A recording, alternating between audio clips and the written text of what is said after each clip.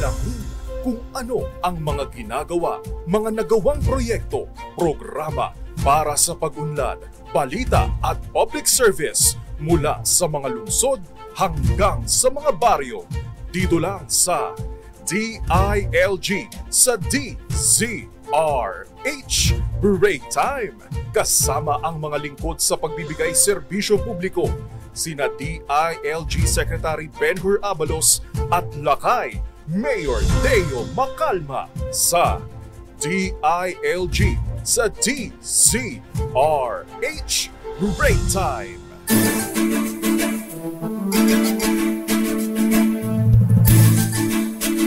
Magandang hapon Luzon, Visayas, Mindanao. Ngayon ay Miyerkules, Simbang Baklaran. August 23 at welcome po sa DILG dito sa DZRH Break Time. At siyempre maliban sa akin ay makasama natin sa programa ang Undersecretary for Plans, Public Affairs and Communications ng Department of Interior and Local Government, si Yusek Margarita Mards Gutierrez. Magandang hapon, Yusek. Magandang hapon, Lakay Deo, at magandang hapon, Pilipinas, at sa lahat ng nakikinig at nanonood on-air at online. Ang DILG po ay inyong makakasama dito muli sa DZRH Break Time upang mas mailapit po ang ahensya sa publiko pagdating sa pagbibigay ho ng serbisyo. Dahil ang DILG po ay matino, mahusay at maasahan na handang-handang paglingkuran at pangalagaan ng ating mga mamamayan. At siyempre, bilang bahagi po ng mas malawak na paghatid ng mga balita at serbisyo, ang DZRH po ay live ninyong mapapanood sa DZRH News Facebook page, DZRH News Television sa YouTube, at siyempre sa aming website, dzrhnews.com.ph, at sa cable channels nationwide. At para naman po sa inyong mga katanungan, mga nais idulog sa ahensya or mga suggestions, tayo rin po ay naka-live at pwede nyo kaming mapanood sa DILG Philippines official Facebook page. At tumuha tayo, Yusek, sa latest happenings at aksyon sa DILG, Yusek. Correct, Lakay Deo. Sa DILG Balita at Aksyon, ating tatalakayin ang latest news and happenings sa aming ahensya.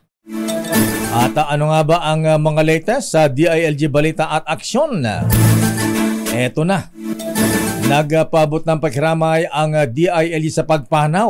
Nga, nakalungkot ni Department of Migrant Workers Secretary Susan Toots Ople.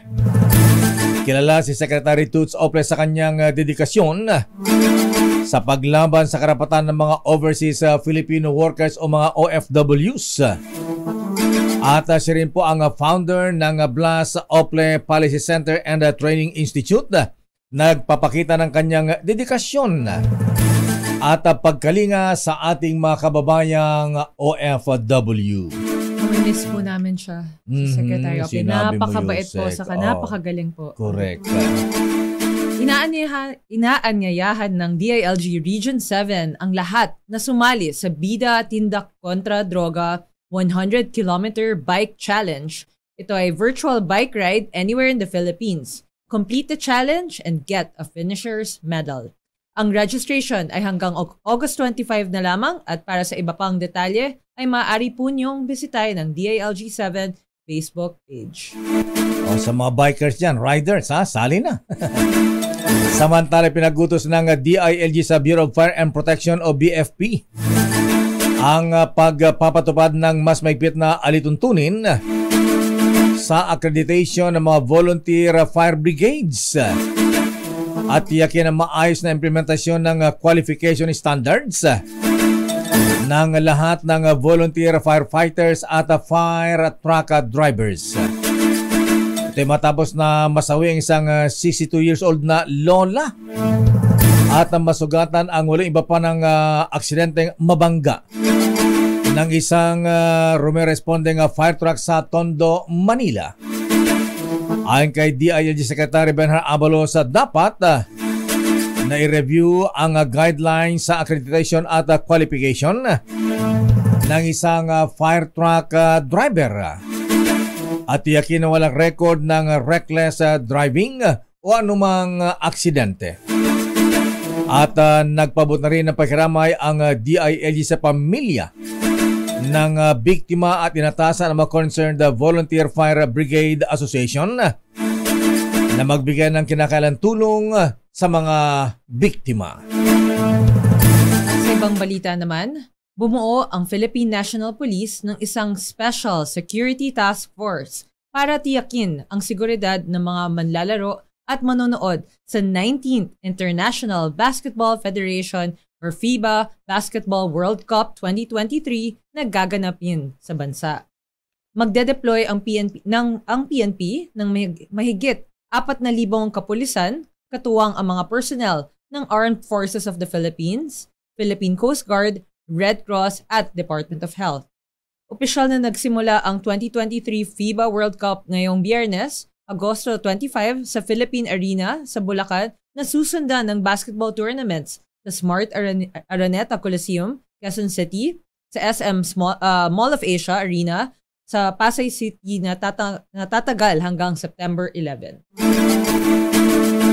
Manunod ka ba, Yusek? Sana. Pag may magbigay ng libreng tickets. Ayan, mahal yata ang ticket, ha? Mahal. Mm-hmm. Actually, sir, nung una, balita, para mga 200,000 plus. Huh? Pero, yung pala, hindi isa. Ano na yun? Lahat Buong ng season. tickets for the whole season. Pwede yung panoorin lahat ng laro. Lahat ng laro. Oh. So, pwede na rin. Kaso, wala akong 200,000. 200,000? Diyos ko. Lalagnatin kami mga Ilocano niyan. Diba? Hintayin na lang tayo ng libre. Pwede bang panoorin na lang sa TV? Wala TV bang kahapon o kanina umaga ba dumating na rin yung Dream Team ng USA. Pabalita na nga eh. Samantala inatasan naman ng DILG ang Makati at Taguig na tulungan ang COMELEC sa darating na barangay at sangguniang kabataan elections ngayong buwan na Oktubre. Sa inilabas na memorandum circular ng DILG, inaatasan ang dalawang LGU Makati at Taguig.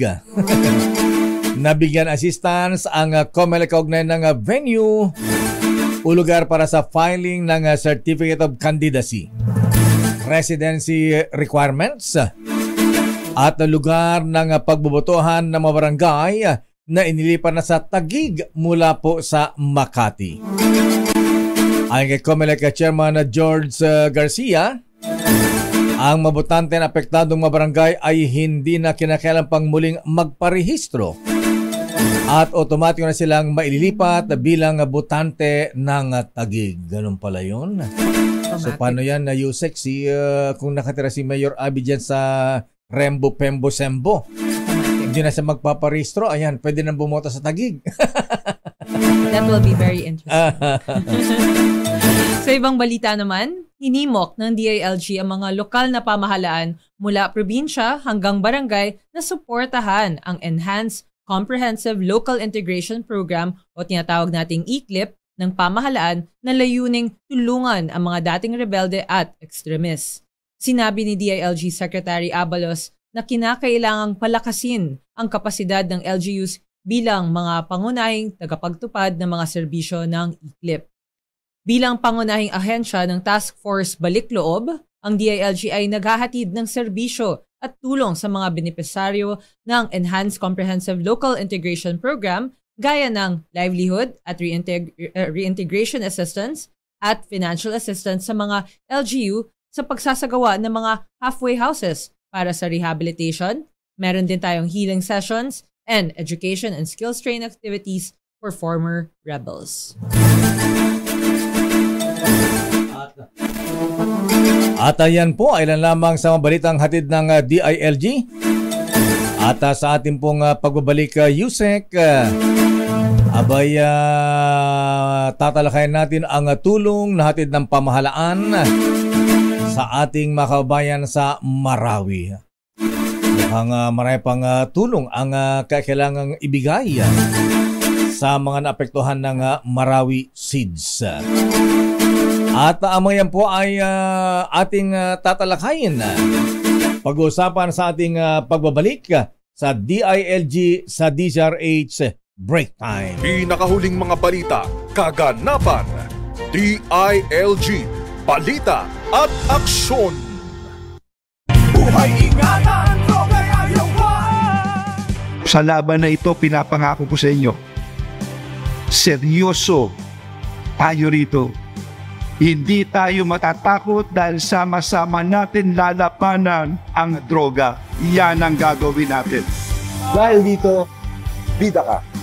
Buhay ay ingatan, droga ay ayawan. Bida tayong lahat sa kampanya laban sa illegal droga. Talakayan at mga mahahalagang impormasyon na dapat mong malaman sa Usapang Bayan.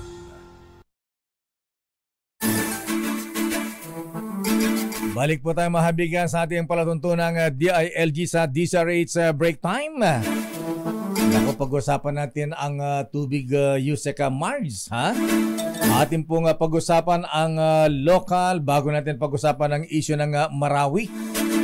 Dito muna tayo sa tubig, Local Water Utilities Administration USEC. Tama ka dyan, Lakay Deo. Kaya naman sa hapong ito, ating makakapanayam ang administrator ng Local Water Utilities Administration, no other than Attorney Vincent Reveal. Hi, Attorney Vince. How are you? Magandang hapon, Yusek Marge, sa aking kumare at sa Deo, at sa lahat ng nakikinig at sumusunod sa programang ito. Magandang hapon sa ating lahat. Good afternoon, Attorney. Para po sa kaalaman ng ating mga tagapakinig, Attorney Vince, ano po ba ang mandato ng Local Water Utilities Administration? Ano po ang pinagkaiba nito sa MWSS or yung NWRB, yung National Water Resources Board ng Maynilad, Manila Water, at iba't ibang pang water districts sa iba't ibang dako ng Pilipinas? Kasi napakadami niyan, Attorney Vince. So, for the listeners po. Wala bang overlapping ng function? Correct. Ayan. Yung mga ganyan eh. Tayo po ay ang ahensya ng Local Water Utilities Administration. Tayo ang ahensya na namamahala sa lahat ng mga water districts outside Metro Manila. Kasi ang sa loob ng Metro Manila, ang namamahala dito ay ang MWSS at ang kanilang mga private concessionaires ay ang Manila Water at ang Maynilad. Outside Metro Manila, ang LUWA ay kasama natin ang lahat ng mga water districts na 532 water districts na nagbibigay ng serbisyo ng patubig sa ating mga probinsya, sa ating mga syudad, sa ating mga munisipyo, at sa ating mga barangay. Kami po ay isang GOCC or a Government-Owned and Controlled Corporation. Kasama din natin ang lahat ng mga water districts. Nagpro-provide tayo ng tinatawag natin na technical assistance. Of course, we also provide for the financial assistance services. And at the same time, pinapalakas natin yung institutional development o yung management ng mga water districts. And at the same time, tayo nabibigyan ng regulatory framework o nabibigay ng tamang mga pataripa para sa mga water services ng ating mga water districts. Tayo po ay outside Metro Manila, tayo po nabibigay ng serbisyo para sa level 3 na patubig sa ating buong bansa. Administrator Reveal, ayan na. Sa ngayon po ay ano ang kasalukuyang pangkalahatang kalagayan po ng ating water supply at distribution sa ating bansa? Paano po makatulong, Administrator Attorney, ang pagtatayo po ng Water Resource Management Office o WRMO? Ano po ba ang mga responsibilidad ditong nasabing opisina na bago yata ito, Administrator, sir? Ako po ay natutubang ipaabot sa ating mga kababayan na itong ating Pangulo, Presidente Ferdinand Marcos Jr., sa yung ating Presidente na nagbigay ng malaking atensyon sa tubig at nais niya na magkaroon tayo ng tinatawag natin na water security for the entire country.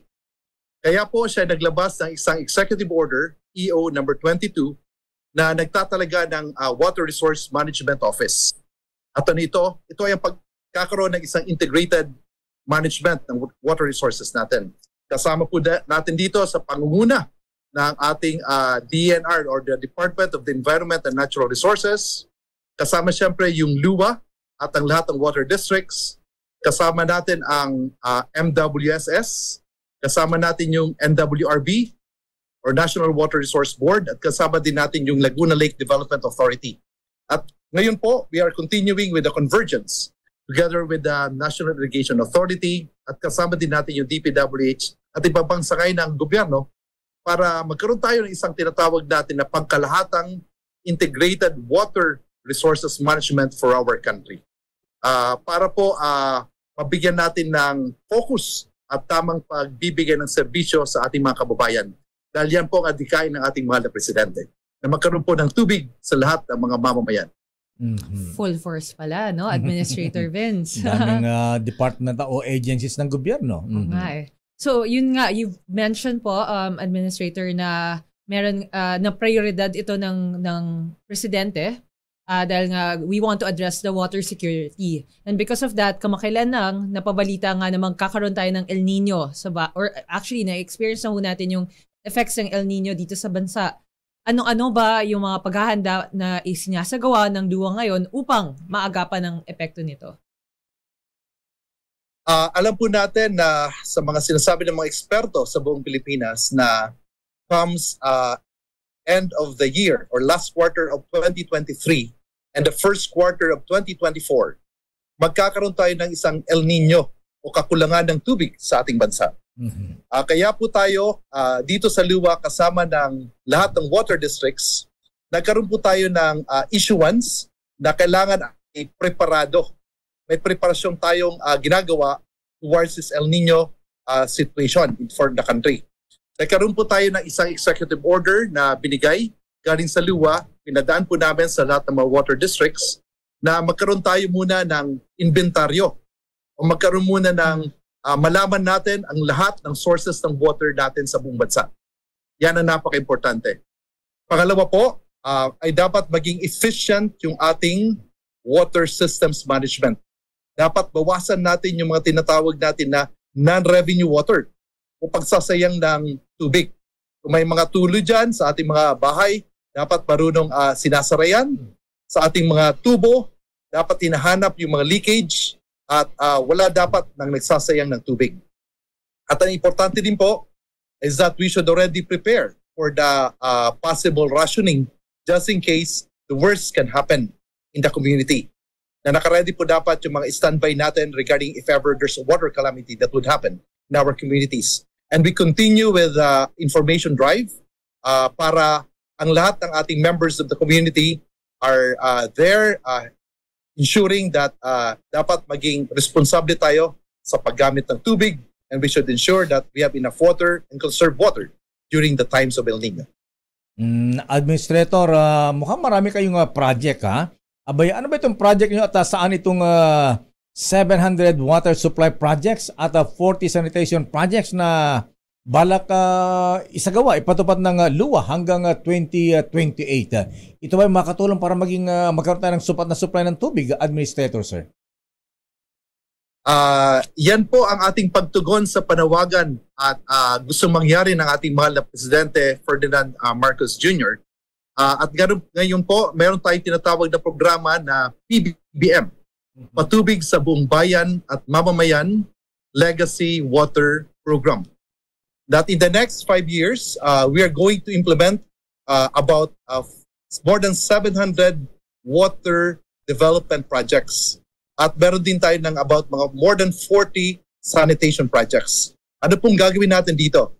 In the next 5 years, we are envisioning that there will be an increase of more household connections for our population. Dahil dumadaming ating population, dumadami yung pangangailangan ng ating mga communities, dumadami yung mga pangangailangan ng mga negosyante, at kailangan din natin magkaroon tayo ng sustainable water development for our country. Ang primary po natin gagawin ay dapat pabigyan natin ang ating growing population ng isang safe, affordable, and sustainable water. Ang gagawin din po natin ay, pareho ng sinabi ko kanina, bawasan po natin yung mga tinatawag natin na mga non-revenue water o mga leakage ng mga pipes para mas efficient yung ating management. At bigyan pa natin ng mas kaukulang mga patubig sa mga ibang munisipyo, ibang mga syudad, ibang mga probinsya na wala pa halos ng tubig. And we are going to also follow the mandate for the Clean Water Act na dapat ay meron tayong mga sanitation projects, mga septage treatment plants, mga sewerage plants na kailangan natin gawin para we should be compliant with the Clean Water Act. At meron pong mandato rin na tinatawag na mandamus na desisyon ang Korte that all the LGUs na siyempre leadership ito ng DILG na gusto nyong mangyari na masunurin yung ating mga LGUs sa mandamus to mandate them to come up with a clean water. Pareho po ginagawa natin, tinutugunan po natin ito na magkaroon ng clean water for our environment para po sustainable yung paggagamit natin ng tubig. So in the next 5 years, we are embarking in these projects, and hopefully before the term ends of the President, from about 22 million Filipinos that we are serving, where we can now be serving about 29 million Filipinos in our country. Administrator, nabanggit lately ng Pangulong Marcos yung water storage facility. Napinpoint ba lahat ba ng mga LGUs dapat merong ganitong water storage facility? Yan po ang dapat meron po tayong mga preparations for our water security. Meron pong marami pong mga batas ngayon sa Kongreso na gusto nila magkaroon ng water storage facilities sa buong bansa. Alam niyo po, ako po isang probinsyano. Ginagawa na po namin yan sa aming mga pamayanan, sa aming mga bahay. Lahat po meron kaming mga tangke. Kasi po alam naman namin na hindi napakarami ng aming tubig sa aming mga probinsya. Kaya meron po kayong mga sariling storage facilities sa aming mga bahay. Kaya po ginagawa na po 'yan ng mga in the past. And ngayon po ay mas pinapaigting pa ito ng ginagawang isang batas para yung isang paggagawa ng infrastruktura ay magkakaroon dapat ng isang water storage facility in their commercial premises or in their household premises. Yun pong ipinapasa ngayon ng batas sa Kongreso. Administrator Vince, bukod pa sa sinabi niyong sa water storage, at since na-mention niyo na rin naman ang DILG, sa tingin niyo po ba, paano po makakatulong ang mga pamahalang lokal or mga LGUs natin at pati na rin ang DILG mismo sa pagsisiguro ng water security na ipinangako ni Pangulong Bongbong Marcos? Nako po, napaka-importante po ng DILG. Yung ating mga kasama natin sa DILG, kayo po ang nagpapatupad ng ating mga batas. At dahil po, pinapalakas natin yung ating mga lokal na pamahalaan. Alam naman natin ngayon na with the Garcia-Mandanas ruling, about 27% ng pondo ng mga lokal na pamahalaan ay mas tumaas. Di ba tama lamang na magbigay din tayo ng in the exercise of our general welfare clause na dapat ang ating mga lokal na pamahalaan ay mag-invest, magbigay ng mas marami pang proyektong patubig sa ating mga komunidad. And the best way to do that is that they should ensure that in every barangay, every municipality, or every city, there must be a water system that should be created. Water system na pwedeng maging communal system na isang point source lamang kung talaga mahirap ang tubig, or pwede natin ito maging mas malawakan na third level na diretso na piping sa mga ating mga households. At dahil po dito nakikita, ito po yung kagandahan ngayon. Nakikita ko ngayon na dito sa LUA, sa Local Water Utilities Administration, kasama mga water districts, pag maganda yung samahan, kasama yung ating mga lokal na pamahalaan at kasama din natin sa politika, ay napapaganda pa yung serbisyo sa tubig. Marami pong mga modelo ng mga lokal na pamahalaan na maganda po at ang kanilang ginagawa na talagang tinutulungan nila talaga ang mga water districts, tinutulungan nila yung kanilang mga komunidad na magkaroon pa ng 100% or universality of water connection in their communities. Dahil ito po ang masasabi natin na it should also be part of our seal of good governance. Yan. There's talaga. Pag nagtulong-tulong po talaga mga mga ahensya, maraming mas mabilis at efficient ang coordination at pag-resolve ng mga issues and concerns. Bayanihan spirit, Yes. Yusek. Yeah. At dahil po dyan, Attorney Vince, kumpare, maraming salamat po sa oras nyo. Hi niyo na lang po ko sa inaanak ko, si King. Ayun po. Kita-kita na sa Pasko. Salamat. At yun po ay 50th anniversary po ngayon ng LUA at this is our 50 years of legacy in ensuring that we're delivering safe and affordable and sustainable water for our people. Happy So to all of you, anniversary. salamat po. Salamat, kumare. Ipapaabot ko yung inyong pagpapaabot sa iyong inaanak. Medyo malaki na siya ngayon. At salamat po sa pagbigay. Salamat po sa pagbigay nyo ng oras sa inyong programa. God bless. Mukhang marami na utang si Yusek sa inaanak niya. Medyo, mga isang dekada. Maraming salamat and thank you, Attorney Vince. Uulitin po sana. Maraming salamat po. Administrator po ng LUA, Attorney Vincent Reville. At sa ating pagbabalik, balikan natin Yusek. Talakayin natin ang issue pa rin ng Marawi Seeds. Yung pong rehabilitation at yung bang pagbibigyan ng compensation sa mga naapektuhan po natin mahabayan dyan po sa Marawi City. At mamaya makasama natin si Kuyang Mayor, Marawi City Mayor Mahul Gandamra. At yan po ay sa ating pagbabalik sa ating palatuntunang DILG sa DZRH Break Time. Makabuluhang talakayan at mga mahahalagang impormasyon na dapat mong malaman sa Usapang Bayan. Ang Mandanas-Garcia ruling ay isang importanteng hakbang tungo sa pagkamit ng genuine local autonomy. Nilinaw ng ruling na ito ang karampatang alokasyon ng mga LGUs mula sa buwis upang matiyak ang fiscal decentralization. Ito rin ay magbibigay daan sa sistematikong pagkakahanay at harmonization ng mga nasyonal at lokal na prioridad at layunin sa pamamagitan ng full devolution at sa pagtutulungan ng national government agencies at ng mga local government units.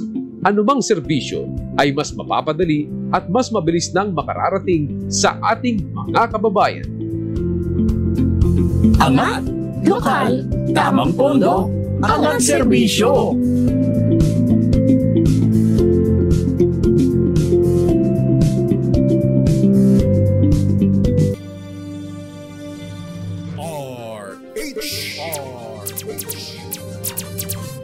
Pinakahuling mga balita, kaganapan, DILG, balita at aksyon.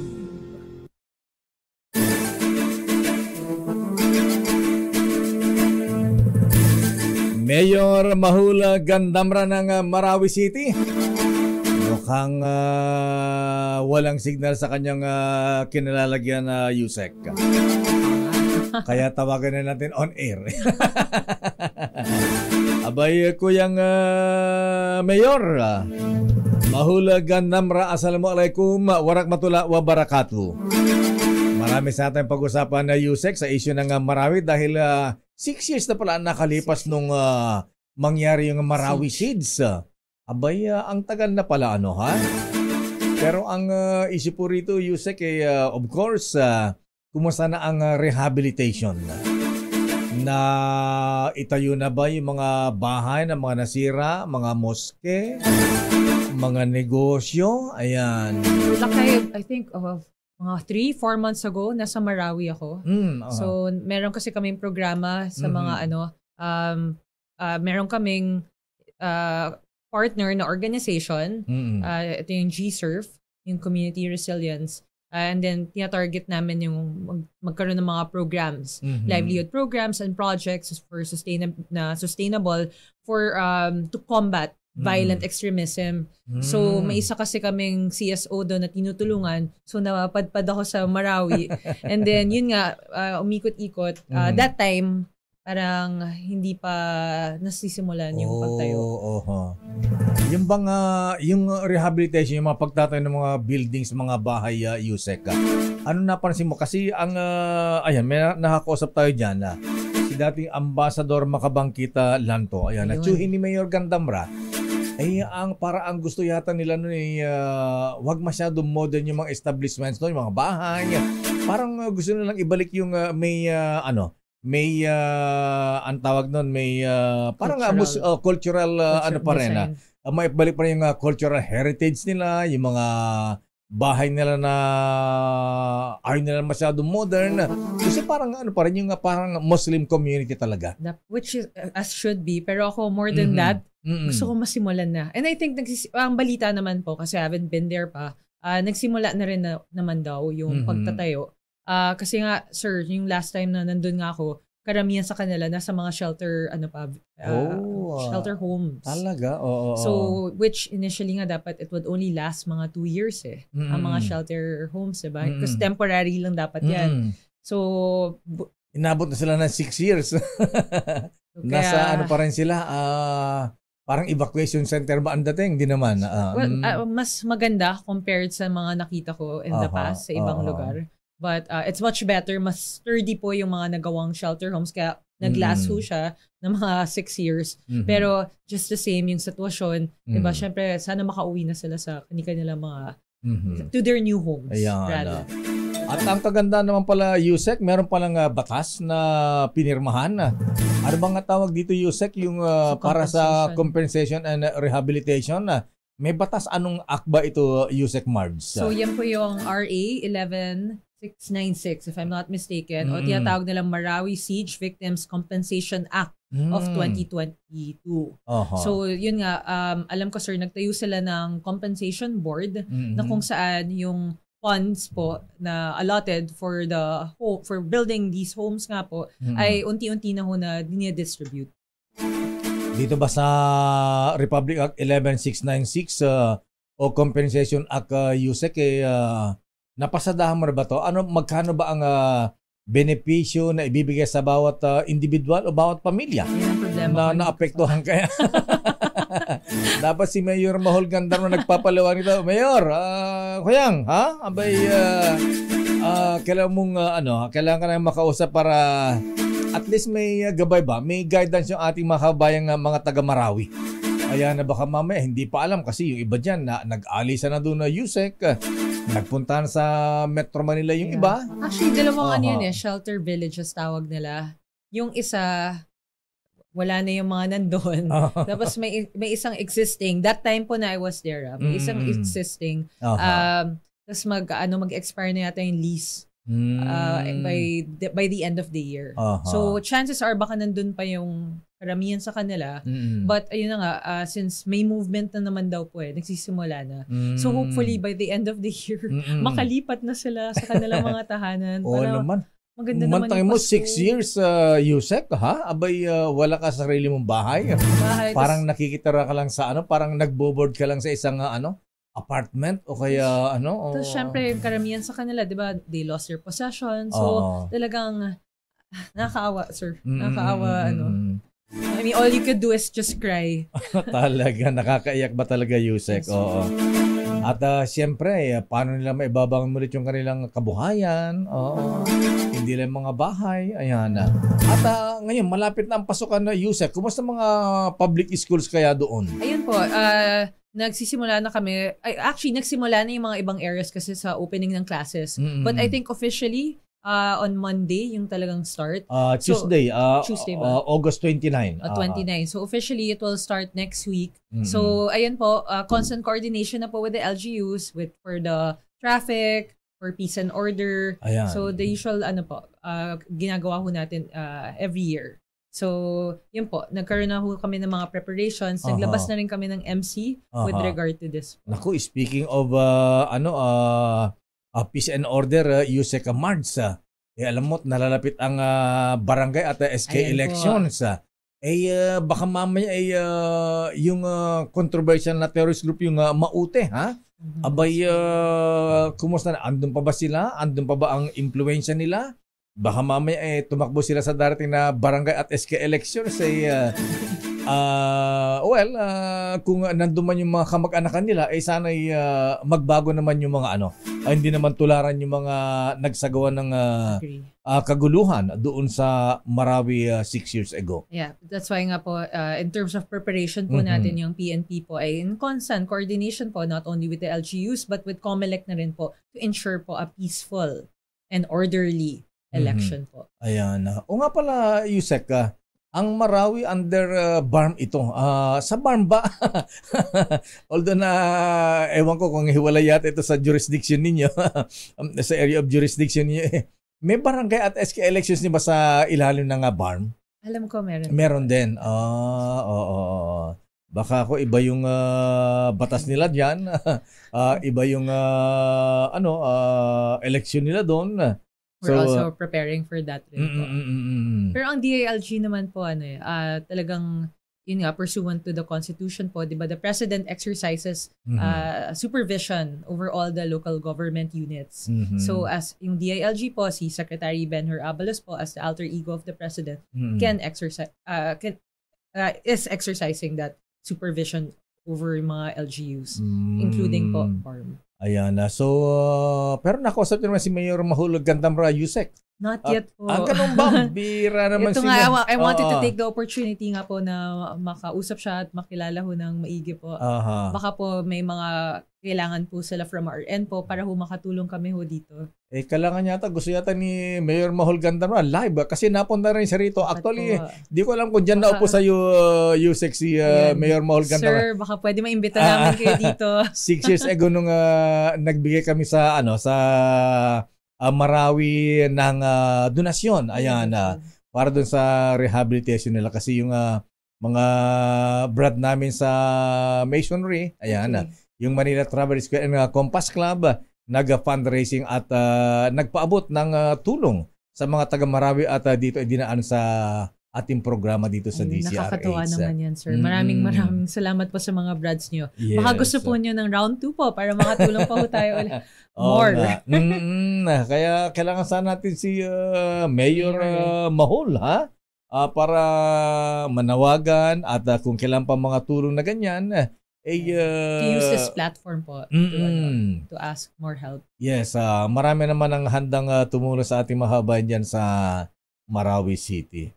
Anyway, sayang wala ba talaga Sister L, cannot be reached ba si Mayor Mahul Gandamra, Excited pa naman ako, lakay Deo. Kasi gusto ko malaman yung sitwasyon. Syempre, minsan naiisip ko pa rin siya, alam niyo, habang kumakain ako, biglang naiisip ko, kamusta na kaya mga taga Marawi? Kasi sir, ang lungkot talaga. Tapos naalala ko, nangako ako dun sa mga kababaihan doon na babalik ako. Babalik ako, tapos dala rin kami ng mga tulong na pwede naming ibigay. Sayang. Boss, nasa Zoom siya. Nasa Zoom na. Ayan na pala Ayun na. Nagpapogi yata pa si Mayor Mahul Gandamra. Kuya nga Mayor Mahul Gandamra, magandang hapon. Assalamualaikum, warahmatullahi wabarakatuh, Kuyang Mayor, sir. Magandang hapon po. Assalamualaikum. Akala namin wala ka na, Kuyang Mayor, hinahagilap ka na, hinahanap ka ni Yusek Marza Gutierrez. Hi po, sir. Mayor, nice to meet you po. Mayor, 6 na taon na po kasi lumipas mula nung naganap ang Marawi Siege. Kamusta na po ba ang sitwasyon at rehabilitasyon po dyan sa Marawi? Sa ngayon po ay patuloy po ang ating rehabilitation dito and mostly lahat po ng mga public infrastructures ay patapos na po. And ongoing din po yung processing ng compensation, yung ating pagbabayad doon sa mga nasiraan ng mga ari-arian sa loob ng Ground Zero. So yan po ay it is being lodged under the Marawi Compensation Board kung saan ang bumubuo dito ay mga appointees ng ating mahal na Pangulo. So yan po ay ongoing in processing. Yung mga applications for compensation ay patuloy po na pinaproseso ng ating membro ng board. Mayor Kuyang, sir, ayan na, bago natin pag-usapan ng compensation, ilang percent na po yung rehabilitation, yung mga ito, yung mga building, mga facilities, mga bahay dyan po sa Marawi City? Doon po sa mga public infrastructures, kaya po na sinabi ko, almost completed na po. Basically, yung mga barangay complex, yung ating public market, yung mga kalsada po, yung mga drainages, school facilities, other facilities, important facilities na kung saan kasama ho doon sa ating master development plan ay patapos na po at yung iba po ay na-turnover na. At pati po yung mga permanent shelters kung saan naipamahagi na ho natin sa ating mga beneficiaries. Ayan, Yusek. Ang tuwa naman ako doon, Mayor. Makakatulog na ako ng mahimbing. May report ka na kay Secretary Abalos. Ayan, oo. Mayor, ayan, Yusek, yung compensation. Yun naman po. Nung nakarang Mayo naman ho, di ba, napirmahan na po natin yung Implementing Rules and Regulations po ng RA 11696 or yung tinatawag po nating Marawi Siege Victims Compensation Act of 2022. Ano po ba ang ginawang hakbang ng mga LGUs katuwang ang Marawi Compensation Board upang masiguro na makakakuha po ng benefits ang mga biktima ho ng Marawi Siege? On the part of the local government of Marawi City, tayo po ay tumutulong ngayon, especially with the compliance ng ating mga documentation. Dahil dito sa LGU Marawi, marami pong mga kailangang dokumento kung saan kami po ang pwedeng magbigay. Like for instance, yung mga proof of ownership na nasa city assessor po. Marami po tayong pinaprocess ng mga like tax declaration. Kung wala hong titulo, nagre-request po sila ng tax declaration kung saan ay bibigay ho natin lahat ng naka-registered ng mga properties inside the ground zero. Marami pong light building permit. Yan po ay kailangan din ho doon sa mga binigay na requirements ng compensation board. So marami ho naitutulong. Marami ho tayong naitutulong sa kanila in terms of course, disseminating the proper information sa ating mga constituents ay tumutulong din ho ang ating lokal na pamahalaan ng Marawi City. Kasi karamihan po kasi 'di ba ho nung nagkaroon po ng siege nga maraming nawala. Syempre hindi naman nila prioridad po yung mga titulo, yung mga documents. So nawala at nasira rin po. At yun po, ang LGU nyo po yung make sure po na matulungan sila, mabigyan sila ng proof of ownership. Tama po yan. Lalo na ho ang ating mga business persons, nire-require din po sa kanila yung mga business permit nila dahil kayo ho nang sinabi nyo na pati ho yung mga commercial establishment, pati yung mga nawalang area-area, yung laman ng kanilang mga business establishment ay babayaran din ho. Pero kailangan po yung kanilang mga proof na sila po ay mayroong existing businesses before the Marawi Siege. Mayor Mahul, magkano ba ang itong financial assistance? Per family po ba? Paano yung per individual? Or paano yung mga negosyante? Ayan na. Magkano yung mga financial assistance na ibinibigay po ng under dito sa Republic Act 11696? Depende po kung ano yung assistance na ibibigay. Like for instance, yung mga nasiraan ng kanilang mga ari-arian, bahay, ay mayroon po tayong binigay na corresponding compensation. Like for instance, kung yung bahay is konkreto, mayroon pong concrete, semento, merong classification. If I'm not mistaken, per square meter po is 18,000. So depende ho yan gano'ng kalaki yung bahay ninyo. At kung ito naman po ay made of wood and concrete, ay meron din pong corresponding amount. So nasa batas po yan. Doon naman po sa mga nawalan, namatayan, meron din pong binibigay na financial assistance. If I'm not mistaken again, nasa around 350,000 per yung mga namatay ho.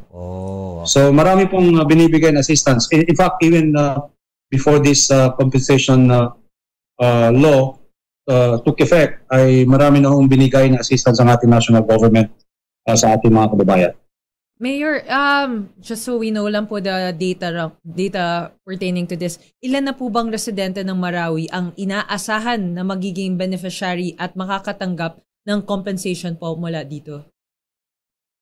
Sa ngayon po, based on my initial information, kasi po yung applications, but yung nasa na-proseso or yung nag-apply last week po, I was informed that nasa around more than 4,000. So yun po, mas malalaki pa ho yun dahil magkasama ho doon yung nasiraan ng mga bahay at yung mga nagka-claim doon sa mga nawala ng kanilang mga mahal sa buhay.